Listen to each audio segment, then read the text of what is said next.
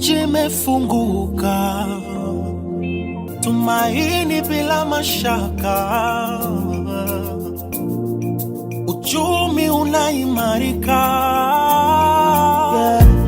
wakati wa kutazama mbele kwa tumaini, si muda wa kunyosheana vidole wewe na mimi.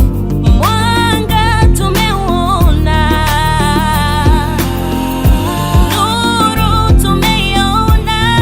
Mheshimiwa Waziri, hafla hii ya kukabidhi vitendea kazi ni mwendelezo ya utekelezaji wa maelekezo ya Mheshimiwa Rais aliyatoa tarehe 8 mwezi wa 8 2022 pale Mbeya, wakati ametukabidhi magari mawili.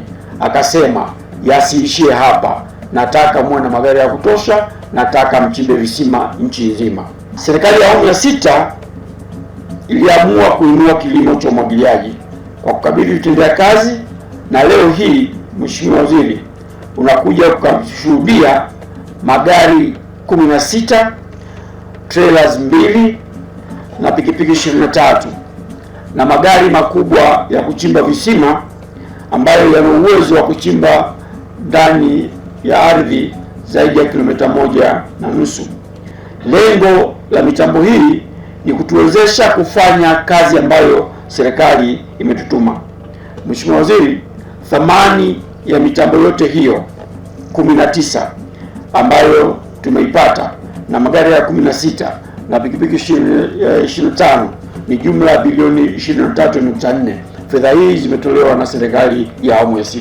Lengo la kupewa vifaa hivi ni kutuwezesha kufikia lengo lile la kuchimba visima 67,000 nchi nzima, na lengo hili tulipewa kwa ajili ya miaka 5, na eneo litakalomwagiliwa ndani ya hizo visima 67 ni hekta 16,000. Ndugu mgeni rasmi, mpaka dakika hii tulikuwa tumejiwekea lengo la kuchimba visima 1026 kwa mwaka wa bajeti huu. Magari yalichelewa kidogo, tumeanza kuchimba tayari, tumeshachimba visima 260 kwenye mikoa 12. Mikoa hiyo ni Pwani, Dodoma, Tabora, Mbeya, Morogoro, Njombe, Singida, Geita, Manyara, Arusha, Tanga na Iringa. Vivyo tume imeweka mkakati wa matumizi ya pampu kwa ajili ya utoaji maji ziwani. Sasa hivi tunapozungumza, watumishi wapo kule Mwanza wanafundishwa jinsi ya kutumia zile pumps, na wametesti kuchukua maji Lake Victoria na eneo kubwa ambalo litamwagiliwa. Tunajaribu pampu hizi 1000 tuone zita function kiasi gani, ili tuweze kuziba pengo lile ambalo limekuwa ni pengo la wale makundi maalum.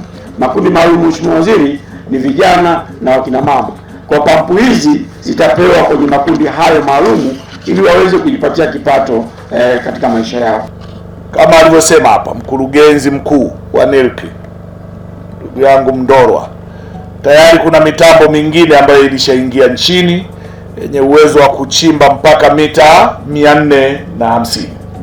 Kwa hiyo ipo ya kati, ya chini ya hapo, na sasa hii miwili iliyofika ina uwezo wa kwenda mita 1500 mpaka 800. Unaweza ukaona dhamira inavyoenda na utekelezaji. Tulikuwa tunajua mita ndefu kabisa kuchimbwa chini ya ardhi na magari yetu nchini zilikuwa 150, 180, lakini leo NERC na Wizara ya Kilimo inamiliki mitambo inayokwenda kilomita 1 mpaka 2 kasoro chini ya ardhi kutafuta maji. Maana yake uwekezaji huu unaonyesha dhamira ya serikali. Na sasa tutakuwa na mitambo 19. Mkurugenzi, hatuna haja ya kuisambaza mmoja mmoja, miwili mikoani. Tija hatutaiona kwa haraka. Tuigawe makundi mawili au matatu, twende mikoa miwili au mitatu kuanzia sasa, kwa malengo yale. Tumalize mkoa mmoja, tuweke mifumo, watu waanze kufurahia matokeo. Twende mkoa mwingine, tuweke hivyo, watu waanze kufurahia matokeo. Twende mkoa mwingine. Mtu yoyote atalalamika kwenye mkoa wa Mbeya tutamleta huku kuona kinachofanyika, na yeye atasubiri tutapofika kwake.